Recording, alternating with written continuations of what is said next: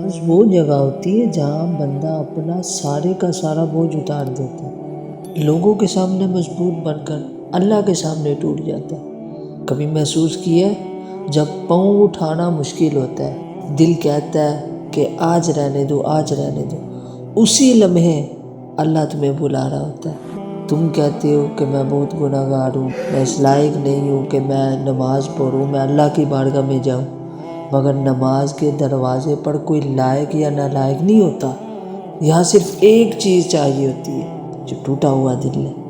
نماز میں کچھ ملے یا نہ ملے، لیکن اللہ ضرور مل جاتا ہے، اور جسے اللہ مل جاتا ہے اسے سب کچھ مل جاتا ہے۔ اور یار میری بات سنو، جب تم سجدے میں جاتے ہو، کچھ کہتے نہیں ہو، لیکن پھر بھی سب کچھ کہہ دیتے ہو، اور اللہ اسے سن لیتا ہے۔ جب رکوع کرتے ہو تو رکوع تمہیں جھکنا سکھاتا ہے، جب اللہ اکبر کہتے ہو تو ساری دنیا چھوٹی ہو جاتی ہے، اللہ بڑا ہو جاتا ہے۔ نماز وہ روشنی ہے جو صرف مسجد تک نہیں جاتی، بلکہ آپ کو جنت میں لے کر جاتی ہے۔ نماز ایک اللہ سے ملاقات کا سنہری موقع ہے۔ جب نماز پڑھ لو، نماز کے بعد رب سے مخاطب ہو کر اپنی شکایتیں بیان کیا کرو۔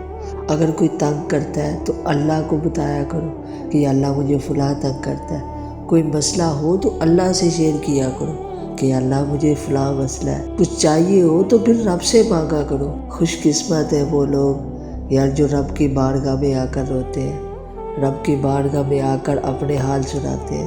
ہم تو لوگوں کو اپنے حال سناتے ہیں، لوگوں کو حال سنانے کا فائدہ نہیں ہے۔ حال اسے سنایا جاتا ہے کہ جس کے پاس کوئی حل موجود ہو، یا آپ کے دل میں آس ہو کہ یار اس کے پاس حل موجود ہو سکتا ہے۔ تو یار اللہ کے پاس کیا کسی چیز کا حل موجود نہیں ہے؟ تو پھر کیوں نہ اللہ کو اپنے حال سنائے جائے۔ کوئی مسئلہ ہو تو اللہ سے شیئر کیا جائے۔ اگر کامیاب ہونا چاہتے ہو، لوٹ آؤ نماز کی طرف، کیونکہ نماز ہی دنیا میں سب سے بڑی کامیابی ہے۔ 5 وقت بلا رہا ہوتا ہے، آؤ کامیابی کی طرف، آؤ کامیابی کی طرف۔ دنیا میں کوئی کامیابی نہیں ہے، ہماری کامیابی نماز میں ہے۔